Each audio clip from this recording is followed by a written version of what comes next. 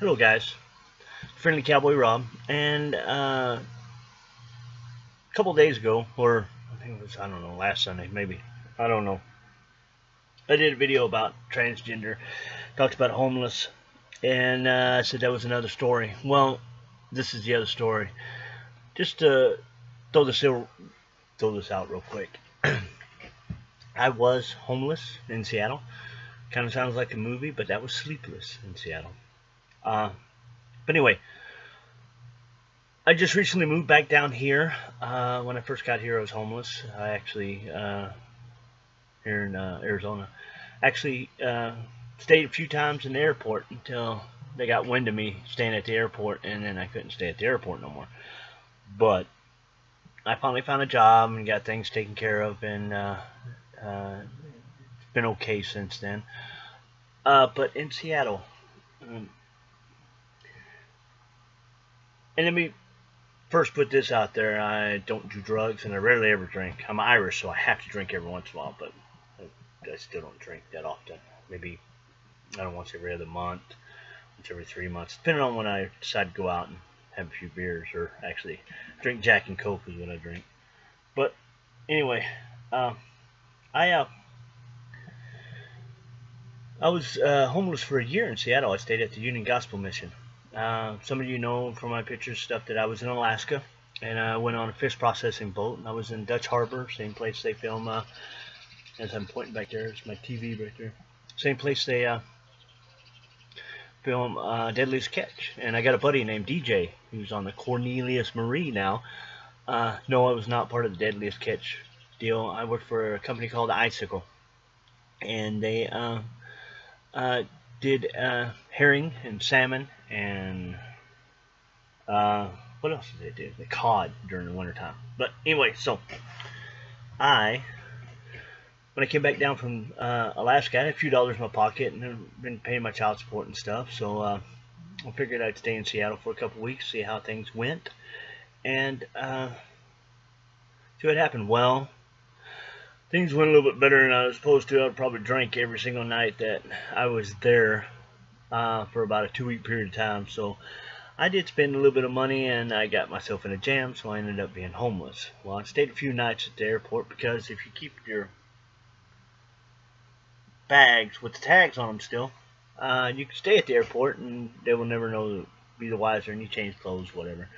I always had a little bit of cash with me. Anyway, so but it came down to the point where I didn't have no more cash or nothing to do, and I was just lost. So I looked up on my phone. At the time, my phone was still connected, and I tried to find homeless shelters. Well, I found Union Gospel Mission. And I thought, well, they're a Christian-based atmosphere, so hopefully I can stay there. Well, I got lucky and I got to stay there. It's very hard to get to stay there because there's a lot of people that need to stay there. Because Seattle, there's a lot of homeless people in Seattle. And anyway, so when it comes to being homeless, it's a routine. It's something that you get used to. It's kind of I would nearly put it to the point of being on drugs or alcohol, except for the drugs and alcohol. The same damage is done to families. Most of it's emotional, and some of it's physical, because sleeping out on the street is not a fun thing to do. It got to be a routine, and that routine was that I woke up, and thank God that with this Union Gospel Mission, there was a guy that I was on the ship with that stayed there, and he stayed there to get his teeth done. He was able to get his teeth done at reasonable. He got dentures or something like that. He got them made for like $5,000 or whatever. But anyway, so he got me into what they call the Link program, which you were able to stay there. You're able to put your stuff there, but in turn you had to help clean up, like sweep, mop, clean the bathrooms and stuff like that in your area. Well, I was one of the lucky ones that got in Spanish Chapel, Even though I didn't know that much Spanish, I did know enough to say hi, how are you doing? But it was very, very strict there. You had to be in by, I think we started letting people in about 8 o'clock, 7:45, 8 o'clock. You got searched and you got breathalyzed. Now, me being part of Link, I didn't have to do that no more. But I'm the one that performed the searches and breathalyzing sometimes. Uh, we always took everybody's name down. They had have to have an ID card, and it didn't have to be like a state-issued ID, just something with their name and a picture. And so we did that, and I'd sign people's names in, and eventually you had a Union Gospel Mission card. I never got one because every time every time the machine was up, I went to go get it, it ran out of ink or the machine was down. It's just never happened. But anyway, so I would have showed it to you, but I don't have it. Anyway, so I found a job, and the routine I'm talking about is, and I still stayed at the homeless shelter with the job because it's expensive as hell to stay in Seattle, or even the surrounding area. You had to like go plumb out to Kent, and that would mean I would have to take a bus all the way in, and yet more times than not, you would end up getting an apartment or sharing a house with somebody. So I just stayed at the Union Gospel Mission, and always had a bed, always had a shower. You know, I had to go do my own laundry and stuff like that, but other than that, that's fine. But like I said, it got into a routine. There was times I didn't have a job. Probably 4 months out of the whole time I was there, didn't have a job. The routine you would get is you wake up in the morning, you go eat breakfast, or you wake up in the morning, you put the cots up, put the blankets up, sweep them off the floor, or only during the weekend did we actually sweep them off the floor. They did it during the week. They had some other people come in, and you would go eat breakfast, and you come back, and I would grab my computer, this one right here, and have it in a little over-the-shoulder bag, and I would go to Starbucks, because there was always a Starbucks, and I would use their Wi-Fi, and I would sit in there for a couple hours, you know, watch movies, watch TV show, whatever I did, and then I would go to the library. And that was my routine. And I would go to the library until about 3 o'clock, and then go eat. And then if the library on Thursday used to stay open until 8 o'clock, I would come back to the library and stayed open. But it was just, it got into a routine. That's what you got used to. And I guess it's similar to drugs and alcohol, to where you got into a routine of getting high, finding the money to get high, getting high, staying high, and then coming down, and then finding the money to get high. Well, it's a routine that you have to break. And I've come to realize that I'm more resourceful than I thought I could be. You could probably drop me off anywhere in the world and I could survive.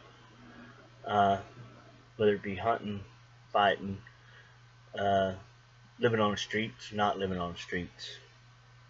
I have become pretty resourceful when it comes to certain things, and going anywhere and just doing something, I can do that. To this day, I could do that, and or I could do it when I was younger, but I didn't realize how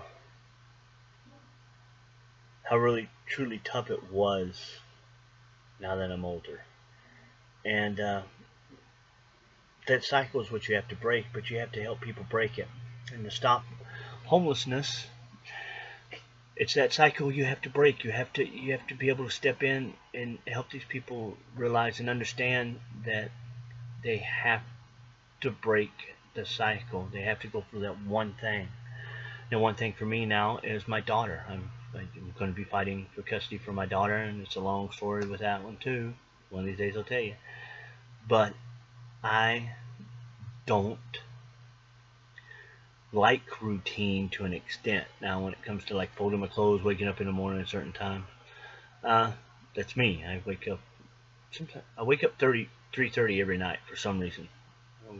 Maybe I was abducted, I don't know, since I've been in Arizona, and that's the time I wake up, 3:30 in the morning. But I do get up at 4:30 every morning and go out and feed the horses. Today was my day off. I didn't have to do nothing. I just sit in the house and relax all day long. Well, the trailer, as you can tell behind me. And I didn't have to feed or water no horses and stuff. I went outside one time so far, and I had to water my garden. But and I just blocked out of my mind. Hopefully, the people that are doing what I'm doing normally are doing it. And if they're not, oh well, it's up to them. I have to let them do it, and I'm not going to step in and try to do it for them. But and even with this, I'm a hop, skip, and jump from homeless. I don't get paid money to do this. I do it for the board, and basically room and board. The board is no, we don't get food, but I get to live in a trailer, and I'm on food stamps, which eventually I will not be on. But it's just something I have to do. I think maybe I was put here by God or whatever, but that's the only way to stop homelessness. You've got to stop the cycle. Same with drugs and alcohol. You have to stop the cycle. And everybody talking about, oh, I'll do this and I'll do this, and I'm also a veteran. And you know, it doesn't matter what I did back then. It matters what I do now. I do think veterans that were in combat.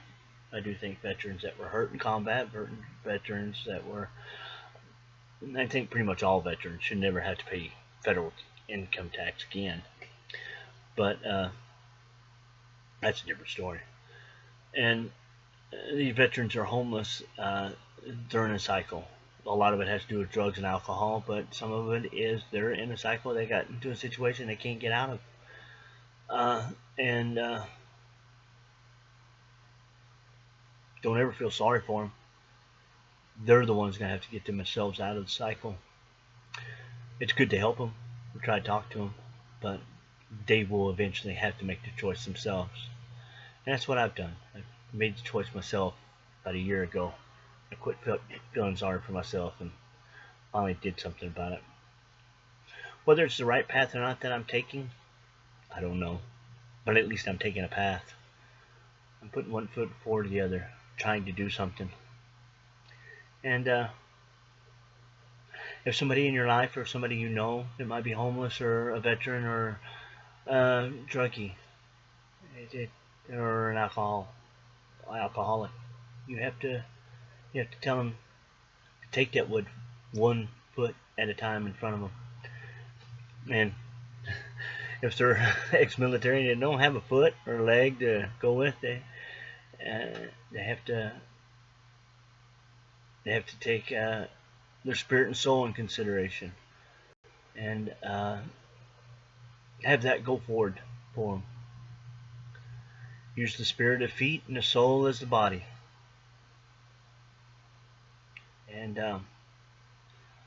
hopefully they can step out of what situation they're in.